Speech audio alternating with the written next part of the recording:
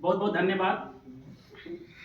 जो आप लोग संख्या तो बहुत आप लोगों का ज़्यादा है, बट पता नहीं क्या आप लोग करते हैं, क्या आते नहीं हैं। अगर कोई भी अवसर रख दिया जाए यहाँ पे, अगर छोड़िए ये सब त्यौहार अलग चीज़ें नहीं लोग मनाते हैं, किसको अच्छा लगता है नहीं लगता है, लेकिन अगर हम टेस्ट भी रखते हैं ना, टेस्ट रखते हैं आप लोगों की भलाई के लिए, लेकिन उस दिन भी अगर हम बोल दें पहले एक दिन कि आप लोगों का टेस्ट है, अगले दिन आधा हो जाता है संख्या आप लोगों का, तो ये बिल्कुल गलत है। बहुत बहुत धन्यवाद। जो आप लोग जितनी भी संख्या में आए हैं, आप लोगों का बहुत धन्यवाद देना चाहेंगे। और लॉर्ड मिठाई लाइब्रेरी आपका हार्दिक स्वागत, अभिनंदन वंदन करती है। जैसा कि आप लोग, आज बहुत ही खास दिन है, और खास इसलिए भी है कि आज हमारे देश का संविधान लागू हुआ था। क्योंकि संविधान निर्माण तो 26 नवंबर 1930 को ही हो गया था, किंतु इसे 26 जनवरी 1950 को लागू क्यों किया गया, इसके पीछे कुछ रहस्य है। थोड़ा सा हम पीछे इतिहास में अगर जाएंगे तो साइमन कमीशन 1927 में बनकर तैयार हुआ था, और 27 के बाद 1928 में भारत आ गया था। भारत आने के पश्चात इसका बहुत जोरदार विरोध हुआ। जब विरोध भारत में होने लगा साइमन कमीशन का, तो उस समय का जो तत्कालिक यहाँ का वायसराय था इरविन, और जो वहाँ का एक सचिव होता है, भारत सचिव जो था, वो था बर्किन हेड। ये दो लोग थे।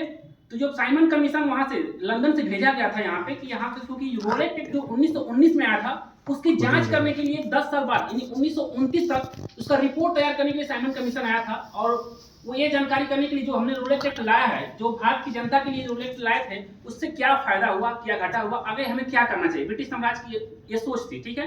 लेकिन उसका जोरदार विरोध हुआ साइमन कमीशन का, और जोरदार विरोध के साथ साथ तब वहां पे जो इरविन था और जो सचिव थे बर्किन हेड जो थे, ये क्या बोले कि यहाँ की जो हम लोगों की जो कांग्रेस के नेता थे उस समय मोतीलाल नेहरू को, उनको विरोध की वजह से उनको कहा कि ऐसा है कि अगर आपको लगता है कि आप अपने देश का संविधान बना सकते हैं, आप अपने देश को स्वतंत्र चला सकते हैं, तो आप क्या कीजिए कि एक आप में अगर ये क्षमता है तो आप एक संविधान बनाकर हमको दिखाइए, और उस संविधान के अनुरूप हम आपका देश की व्यवस्था करेंगे। अगर हमारी आपको इतना ही विरोध करना है साइमन कमीशन का, तो आप क्या कीजिए, एक संविधान बनाइए। तब नेहरू जी ने 1928 में एक रिपोर्ट दिया, जिसे कहा गया नेहरू रिपोर्ट में एक कंडीशन रख दिया था। वो सचिव ने बोला था कि ठीक है आप संविधान बनाइए, लेकिन एक मेरा कंडीशन है। कंडीशन ये था कि वो बोले थे कि आपका जो संविधान बनाएंगे, उस संविधान से आपकी कोई भी राजनीतिक दल या कोई भी व्यक्ति, चाहे कोई भी पार्टी का कोई भी प्रमुख हो, कोई विरोध नहीं करना चाहिए। ऐसा आप संविधान बनाकर हमको दीजिए। मैं आपके दावे के साथ कहता हूं कि उसमें जाकर ब्रिटिश संसद में इसको पास कराऊंगा, लेकिन आपको ऐसा होना चाहिए, कोई उसका विरोध नहीं करना चाहिए। तो मोतीलाल नेहरू बोले ठीक है हम संविधान बनाते हैं। उन्होंने एक संविधान तैयार किया अपना छोटा सा, सबको सर्वदलीय बैठक बुलाई। सर्वदलीय बैठक बुलाने के बाद क्या हुआ कि उसमें पारित किया गया। एक तो बैठक बुलाया गया था जिसमें कुछ लोग असहमत थे, लेकिन जब दूसरी बैठक बुलाई गई तो उसमें क्या हुआ कि सब कुछ लोगों ने सहमति जताई। लेकिन उसमें क्या था, उसका जो रिपोर्ट का सबसे महत्वपूर्ण चीज ये था, उन्होंने डोमिनियन स्टेट की बात की थी, कि मतलब कि केंद्र में आप सरकार मतलब शासन चलाइए। अंग्रेजों को बोला था केंद्र में आप शासन व्यवस्था को देखिए, लेकिन जो राज्य स्तर की जो व्यवस्था है उसको हमको भारतीय लोग चलाएंगे। उनका ये मांग था, और इस मांग की वजह से अपने जो देश के क्रांतिकारी जो सुभाष चंद्र बोस जैसे हुए और भी जो लोग थे थोड़ा सा नाराज थे, क्योंकि उनकी जो युवक थे, मतलब उन लोगों के अंदर ये था कि हम आधी स्वतंत्रता क्यों लें, आंशिक स्वतंत्रता क्यों लें, हम पूर्ण स्वराज चाहिए। तो ये बात जो बुजुर्ग लोग थे उन लोग से नहीं, पहले थोड़ा सा लो, इसके बाद हम पूरा लेंगे। तो उन लोगों की ये इच्छा थी। लेकिन जब नेहरू रिपोर्ट को प्रस्तुत किया गया, लेकिन उस समय क्या होता, जिन्ना था, जिन्ना मुस्लिम लीग जो था वो इसका विरोध कर दिया, कहा कि नहीं हमारा भी कुछ मांगे। वो 14 सूत्री जिन्ना लेकर चले गए। अब इसमें उन लोगों को ये वो जानते थे अंग्रेज कि नहीं, ये कभी एक होने वाले नहीं है। एकता में शक्ति होती है। अगर उस समय अगर नेहरू जी भी चाहे जिन्ना जी, दोनों लोग मिल के अपना भी जो भी उनका लेना था वो लेते, दोनों लोग मिल के अगर रिपोर्ट देते हो सकता था, हो जाता। लेकिन दोनों लोग क्या, उनको पता था कि नहीं ये लोग तो कभी एक नहीं हो सकते। तो नेहरू जी अपना रिपोर्ट दिए, तो बोले कि अरे यार सब सहमत है इससे, तो जिन्ना बोले कि नहीं हम सहमत नहीं है। अब बोला कि आपकी रिपोर्ट कैसे हम माने। इस वजह से उन्हें क्या किया, इनको ठुकरा दिया। ठुकराने के बाद अब उनके साथ नेहरू जी के साथ उनके जो बेटे थे जवाहरलाल नेहरू, यानी कि मोतीलाल नेहरू का बेटा जवाहरलाल नेहरू, वो भी साथ गए थे। अब इतना घोर बेइज्जती की वजह से वो बहुत नाराज हो गए। कौन, जवाहरलाल नेहरू आए, और 1929 का तुरंत, जैसे कि 28 में ये पेश किया गया, 1929 में लाहौर अधिवेशन हुआ, दिसंबर में लाहौर अधिवेशन हुआ। उसमें उसका अध्यक्ष बनाया गया जवाहरलाल नेहरू को। और जवाहरलाल नेहरू ने कहा कि अब हमें आंशिक स्वतंत्रता नहीं चाहिए, हमें पूर्ण स्वराज चाहिए। और उन्होंने जो लाहौर अधिवेशन हुआ उसमें कहा कि हमें पूर्ण स्वराज चाहिए। और उसके एक साल बाद यानी कि 1930 को 1930 में उन्होंने क्या किया कि रावी नदी के तट पे 26 जनवरी 1930 को उन्होंने क्या किया कि आज मध्य रात्रि को उन्होंने क्या झंडा फहराया और कहा कि आज से इस डेट को हम स्वाधीनता दिवस के रूप में मनाएंगे। ठीक है,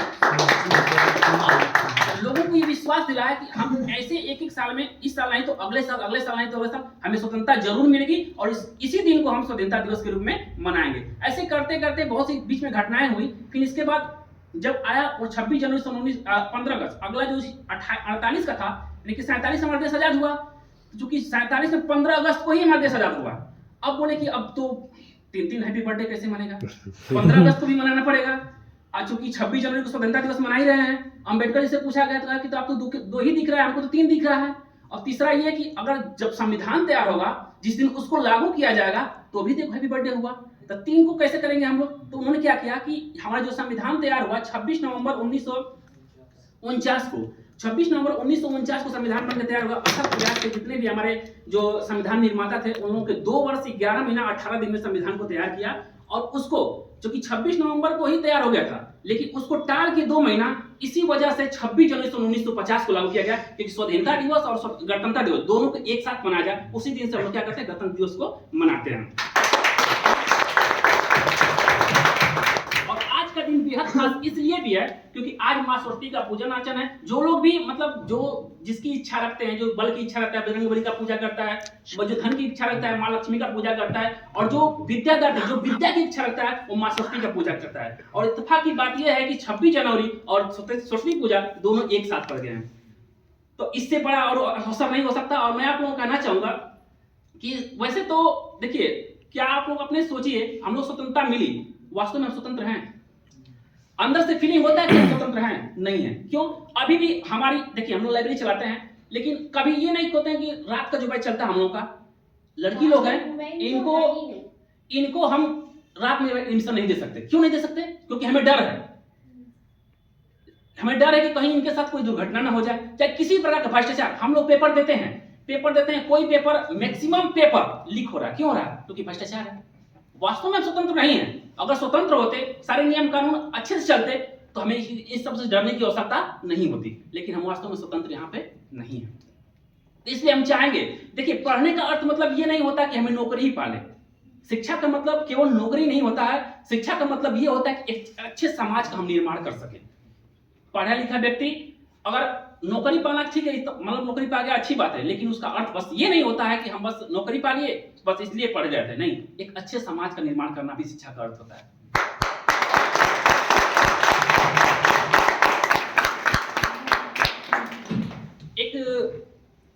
एक बार की बात है, जब भगत सिंह को फांसी दी जा रही थी। जब भगत सिंह को फांसी दी जा रही थी, उनका डेट शायद फिक्स हो गया था। तो उनकी माता को ये पता चला कि नहीं, मेरा बेटा को फांसी होने वाली है। उन्होंने क्या किया कि उन्हें इच्छा जारी की कि नहीं, अपने बेटा से मिलना चाहते हैं।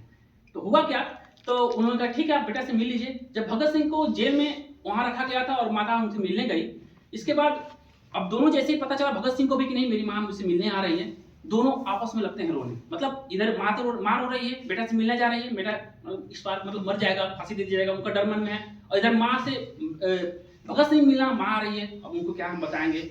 इस बात को लेकर दोनों में बहुत ही मतलब दोनों लोग रो रहे थे। जब एकाएक माँ की नजर बेटे पर पड़ी, बेटा माँ को देखा, दोनों लोग बहुत लगते हैं रोने। इसके बाद भगत सिंह को लगता है कि नहीं, मेरी माँ, जाहिर सी बात है कि बहुत ही वो हो जाएंगी, बीमार हो जाएंगी, चाहे बर्दाश्त नहीं कर पाएंगे। लेकिन भगत सिंह कहते हैं कि माँ क्यों रो रही हो, आप क्यों रही हो? क्या इसलिए रो रही हो कि तुम्हारा बेटा जो है बुढ़ापे का लाठी जो है वो टूट जाएगा? क्या इसलिए रो रही है कि मैं इन फिरंगियों के सामने अपना दम तोड़ दूं? क्या इसलिए रो रही हो माँ कि मैं आपके कहने से, आपके रोने से मैं जो जिद ठाना हूं, जो मैं प्रतिज्ञा लिया हूं, उसको छोड़ दूं? तो उसकी माँ बोलती है कि नहीं बेटा, मैं इसलिए नहीं रो रही हूँ कि तो आप मेरे बुढ़ापे का लाठी हो, आप छीन जाओगे। अरे मैं इसलिए रो रही हूँ कि तुम इन फिरंगियों के सामने अपना घुटना टेक दो। मैं इसलिए रो रही हूँ, काश तुम्हारे जैसे मेरे 1000 पुत्र होते और 1000 पुत्र की माँ होती।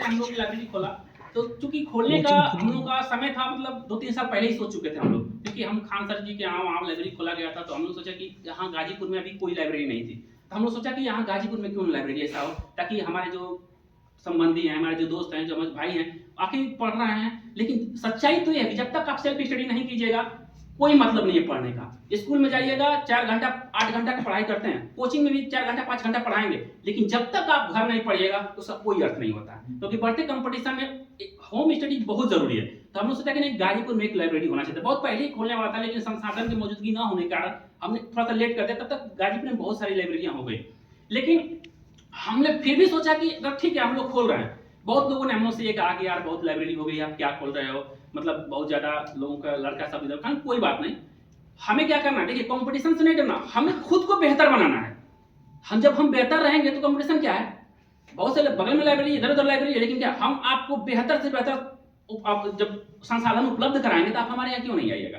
देखिए हम लोगों का उद्देश्य ये नहीं था कि पैसा कमाना। आप लोग सोच सकते हैं कोई भी गाजीपुर का ऐसी लाइब्रेरी बताइए जिसमें टेस्ट होता है, कोई कराता है, कोई नहीं कराता है। कोई गाजीपुर की लाइब्रेरी बताइए जिसमें ऑनलाइन टेस्ट की व्यवस्था किया हो, नहीं किया है। लेकिन हम लोग उस चीज को झेले हुए हैं, हम लोग जानते हैं कि नहीं वास्तव में बच्चा की आवश्यकता क्या है, उसको जरूरत क्या है, समय समय पे क्या चाहिए, क्या कि वो एग्जाम क्वालिफाई करे। क्योंकि आप पढ़ रहे हैं, आप इतने बड़े घर से नहीं है, सबको पता है, हम लोग भी नहीं है कि आप उतने महंगाई को झेल सके। 10 साल 5 साल व्यक्ति पढ़ेगा, उसी कोचिंग में जाएगा, हाँ बच्चा पढ़ रहा, माँ बाप को भी लग रहा है कि नहीं बेटा पढ़ रहा है मेरा, लेकिन रिजल्ट उससे नहीं होगा। जब तक वास्तव में आप टेस्ट नहीं दीजिएगा, अपने आप को आंकिएगा नहीं, तब तक आप हो नहीं सकते, ये कन्फर्म है।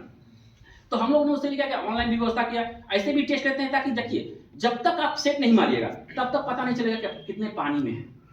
यहाँ भी हम लोग देखिए करना नहीं चाहिए, लेकिन बहुत लोग टेस्ट देते हैं, कम से कम 80 लोग टेस्ट देते हैं। 80 लोगों में 2-3 लोग मतलब आते हैं मैक्सिमम, वो भी कितने, मैक्सिमम परसेंटेज उनका आता है तो 50%। आज 50% पे कोई वैकेंसी का रिजल्ट होता है, हुआ है किसी का, कोई नहीं। मैक्सिमम अगर आप 70+ यहाँ लाते हैं तो समझिए 65+ ला सकते हैं, 60+ ला सकते हैं, इससे ज्यादा नहीं ला सकते। आप सोच लीजिए आप कहाँ हैं। इसलिए हम लोग टेस्ट कराते हैं ताकि आपको अपने आप को पता चले कि हम हैं कहाँ, और उसको देखकर आप और भी अपना तैयारी करें। हम करेंगे पढ़ते जा रहे हैं, टेस्ट नहीं दे रहे हैं, क्या मतलब कि हम कहाँ हैं। हमको तो लग रहा है सब पढ़े ही है, लेकिन वास्तव उससे फायदा होगा कुछ, इसीलिए हम लोग टेस्ट लेते हैं। टेस्ट देने क्या होता है, जब बोल देंगे एक दिन पहले कि टेस्ट है तो आप लोग आए, पता नहीं क्या इंसर्टी फिल करते हैं। हम लोग पटना में 300 रुपया देकर 300 रुपया महीने देकर टेस्ट मारने के जाते थे। बस आप लोग यहाँ ऑनलाइन टेस्ट मारते थे, उसका 350 रुपया फीस था, बस 15 पेपर देता था हम लोग महीने में, ऑनलाइन टेस्ट मारते थे। यहाँ हम लोग आपको फ्री में जब व्यवस्था दे रहे हैं, फिर भी आप लोग भग रहे हैं, पता नहीं, क्योंकि आपको सच्चाई पता ही नहीं। आप कब पता चलेगा, जब आपका भी 5 साल 7 साल 8 साल बिता लेंगे ना, तब चलेगा कि यार हमने क्या गलती किया। तब आपको ये एहसास होगा कि नहीं हमको क्या जरूरत थी, हमने क्या किया, तब पता चलेगा। इसलिए तो ऐसे तो हम भी पढ़ रहे हैं, सभी लोग को बच्चे देखिए कोचिंग में बहुत सारे लड़के कोचिंग पढ़ते हैं, यहाँ भी बहुत सारे लोग हैं, 80-85 लोग हैं। सबका रिजल्ट होगा नहीं होगा, लिख के देते हैं, सबका रिजल्ट नहीं होता है, कभी नहीं होगा, ना होता है। उसी का होता है जो इस बात को भांप चुका है कि हमें करना क्या है, किस तरह से हमें रिजल्ट मिलेगा, उसका रिजल्ट होता है। कम से कम आप विद्यार्थी हो, आपको इतना होना चाहिए कि एक दिन, कम से कम एक दिन, एक ऑनलाइन चाहे ऑफलाइन, एक सेट जरूर हल करना चाहिए। जब तक आप सेट हल नहीं करेंगे तब तक पता नहीं चलेगा कि आप हैं कहाँ।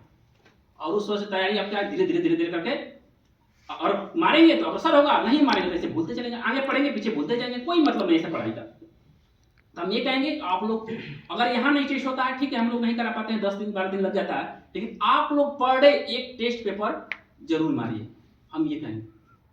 और दूसरी चीज, आप लोग इतने बड़े घर से हैं नहीं, सब लोग मिडिल क्लास के यहाँ लोग हैं, अपने घर का काम कुछ करते हुए भी, माता पिता का ध्यान रखते हुए भी आप आइए यहाँ पे सुरक्षा से पढ़िए। बहुत लोग देखते हैं आके यहाँ फिल्म देखता है, क्या मतलब है, घरे देखो ना, 400 रुपया माँ बाप कहाँ से इंतजाम कर दिलाते हैं आपको नहीं पता है।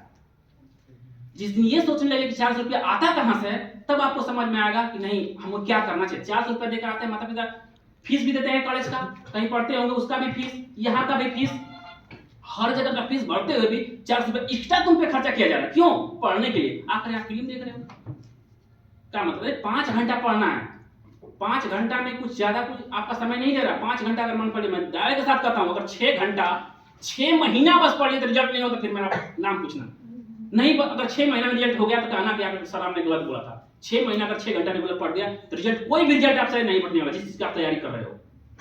बात को समझिए, आप 6 घंटा रेगुलर आते हैं घर से, इसके बाद तो पहले मोबाइल बंद कर दीजिए घर का, इतना ज्यादा कोई नहीं होना है। सबके घर में लोग रोज मरते नहीं हैं, सच्चाई ये है। कोई का फोन आया गप वहीं से उठा लेंगे, हेलो हेलो हेलो, क्या है यार। नीचे भी वहां कट करके नीचे भी जाके आराम से पूछ सकते हो कि नहीं क्या दिक्कत है। पहले तो घर मना कर दो कि देखिए जब तक हम जाते हैं लाइब्रेरी उस समय आप फोन नहीं किया कीजिए, ज्यादा जरूरी है तब फोन कीजिए। तो आप भी जाकर नीचे देर से बात करते करते 6 घंटे के बाद जाएं। 6 महीना बस आप ऐसा कीजिए, नहीं रिजल्ट होगा तो कहिएगा। और बहुत लोग होते हैं कि नहीं सर, एक लड़का हमसे बोला कि सर अब क्या पढ़ना है, वैकेंसी नहीं आ रही है, सरकार गलत है, सरकार वैकेंसी नहीं दे रही है। आप अपने दिल पर हाथ बोलते, आप तैयार हैं परीक्षा देने के लिए? नहीं है, मन करे कि नहीं अभी तो ये तैयारी नहीं हुआ, ये तैयारी नहीं हुआ। आप खुद तैयार नहीं है तो सरकार पे क्या कोस है? सरकार तो बदलती रहती है। राहत इंदौरी जी का एक लाइन है कि आज जो साहिबे मसनद है कल नहीं रहेंगे, आज जो साहिबे मसनद हैं कल नहीं रहेंगे, किसी के बाप का हिंदुस्तान थोड़ी है, कल चला जाएगा। फिर दूसरी सरकार तो आएगी ना, वो वैकेंसी देगी ना आपको। लेकिन आप पूछे क्या आप तैयार हैं? नहीं है। तो पहले खुद को तैयार कीजिए, इसके बाद तो जो ये सरकार है दूसरी सरकार आएगी वैकेंसी देगी, काहे ना होंगे आप। लेकिन ये मत कोशिए कि नहीं सरकार गलत है इसके वजह से हम पढ़ेंगे नहीं, ये गलत है, बिल्कुल गलत है। ठीक है, धन्यवाद। आप